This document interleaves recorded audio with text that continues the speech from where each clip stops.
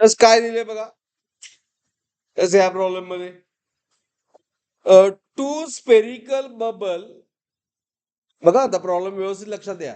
To spherical bubble of radius a and b small a and small b in vacuum coalesces under ice म्हणजे एकत्र झाले under constant temperature. Isothermal म्हणजे constant temperature.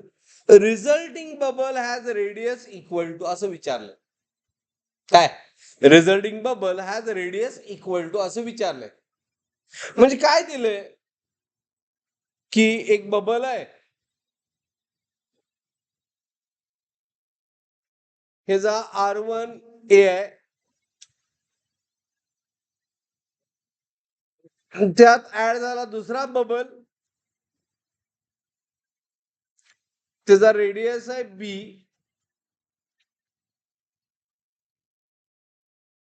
आणि या दोघांचा एक बिग बबल तयार झाला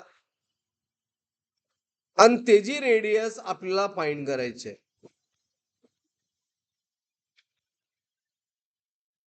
बरोबर. मग कसं फाइंड करणार? मग इथं मी काय अप्लाय केलं की मी सांगितलं की पीव्ही इज एनआरटी न सॉल्व्ह होणार हा प्रॉब्लेम, कारण प्रेशर दोघांचं रेडियस डिफरंट आहे म्हणजे प्रेशर डिफरन्स असणार, डिफरंट असणार. बरोबर. ओके. सो पी किती असणार दोघांसाठी common derivation, P variable, radius different, volume variable, R T constant आहे म्हणजे आपण नंबर ऑफ मोल्स वर हे सॉल्व्ह करूया. Proportional to what?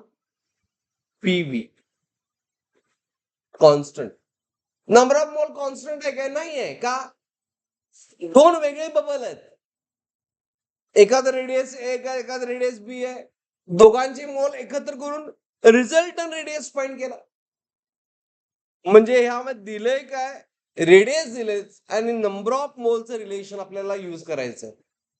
कळलं? नंबर ऑफ मोल हा प्रॉब्लेम सॉल्व्ह करूया. मग एनचं आर रिलेशन पाहिजे. मग एन साठी पीक प्रेशर किती असतंय सो बबलचं?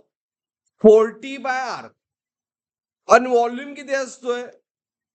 4/3 πr³. बरोबर. मग जर आपण एन ला सॉल्व्ह केलं तर काय येणार? It is 16 π/3 T constant R³. R एक घ्याल में R². म्हणजे number of mole is proportional to what? R² of a bubble. हे लक्षात ठेवा. Understood? Is it clear? Number of mole is proportional to what? R². Got it? Relation कसं आहे? A number of mole of a म्हणजे N1 plus N2 number of मोल, त्याच्यावर आपल्याला total काय मिळालं? रिझल्टंट. बट नंबर ऑफ मोलचं relation आपल्याला आन्सर रेडियस मध्ये पाहिजे. एन प्रोपोर्शनल टू R² म्हणजे N1 काय असणार? A². N2 काय असणार? B². एन काय असणार? R². म्हणजे आर किती आलं? R is under root A² plus B². Under root A² plus B². आलं लक्षात? Is it clear? मी एंटायरली अवघड डिफिकल्ट प्रॉब्लेम होता, बट लक्षात आलं का तुम्हाला? ऑप्शन काय यातलं?